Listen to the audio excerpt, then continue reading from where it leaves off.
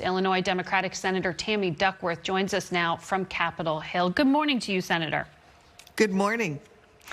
You just heard Mayor Garcetti talk about what's happening in his city. I want to ask you as well about what happened this week in Atlanta. The FBI director, Chris Wray, says that local investigators, they've got the lead, but from where he sits so far, it doesn't look like these shootings were racially motivated.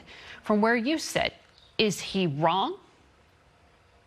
Well, from where I sit, I want to see a deeper investigation into whether or not these shootings and other similar crimes are racially motivated. It looks racially motivated to me, but I'm not, I'm not a police officer. I'm not investigating the crimes. What I have done, though, is I have actually sent a letter to Director Wray and to Attorney General Garland asking for a deeper investigation into crimes that involve Asian Americans to see how many crimes have actually been underreported as hate crimes. We know that crimes against Asian Americans that have been categorized as hate crimes have increased by over 150% in our nation's major cities. That's over 3,800 additional crimes last year.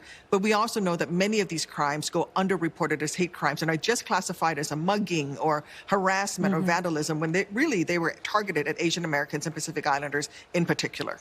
Earlier this month, when Director Wray appeared before Congress, he was pressed on what he was doing. He said that the FBI is already trying to address this with training, liaison events. He said they put out intelligence reports about what's happening in the Asian community. What more does federal law enforcement need to be doing? And don't they already have a civil rights division dealing with these kind of crimes?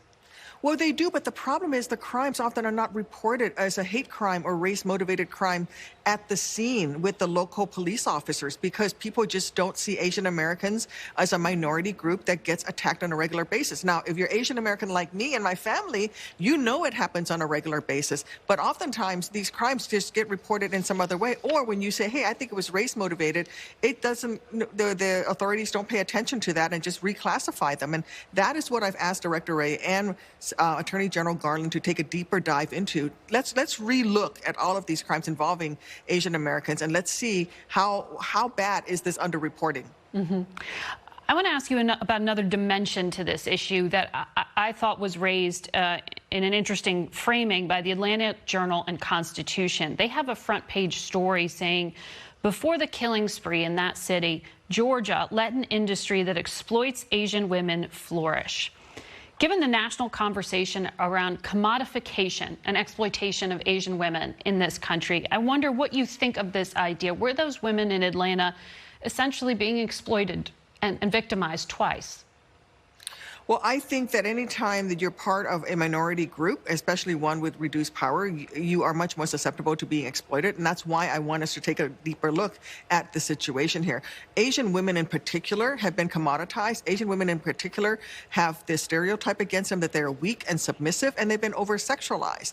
And so what happens is that they become the victims of crimes far more often. I mean, these increases in hate crimes against Asian Americans in the last year, 2/3 of them were against Asian women. We really have to deal with this situation, but we need the real data as to what is going on here so we can fix it.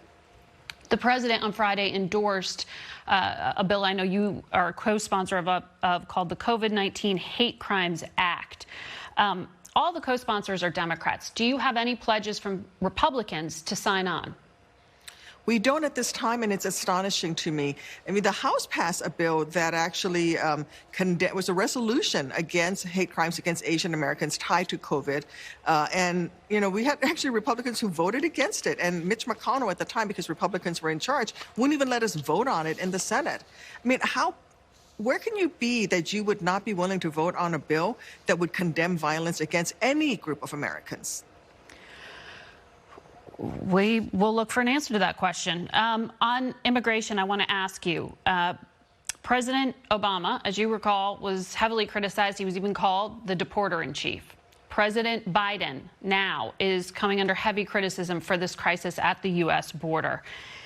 From where you sit, does the administration need to send a stronger message to discourage migrants from making the trek to the U.S.? Well, let's make it clear. We have a situation at the border, and that is as a result of 4 years of failed policies, inhumane policies, and a systematic dismantling of the asylum system by Donald Trump. We all saw what Donald Trump can do in terms of damages in a single day on January 6th. And he's had 4 years to basically undermine our nation's immigration system. But they're coming now. Right. But you know what? It's as a result of him dismantling the asylum system and the pathways for seeking asylum that used to exist. I know that President Biden is going to be committed to repairing that system that Donald Trump broke in order to make it not only more work better, but also to make it humane so that these kids and other migrants can actually apply for asylum in their home countries without coming here. You know, Donald Trump stopped aid to the Northern Triangle countries. He did everything he could to dismantle the system, which led to the crisis we're in now.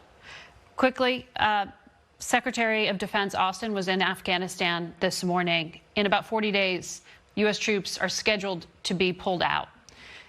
Do you think President Biden should leave a residual force, and for how big and for how long? Well, I think that Secretary Austin is there taking a look on the ground, and I would listen to the military commanders. I've long said what we need to do is to eliminate the old AUMF, the authorization for use of military force, vote on a new one, but listen to the military commanders on the ground along with our allies. So I'm really anxiously waiting to hear back from Secretary Austin what he finds in Afghanistan, what his recommendations are going to be. Again, I want American troops to come home, but I also want to fight the bad guys over there instead of allowing them to come here. Senator Duckworth, thank you for your time this morning.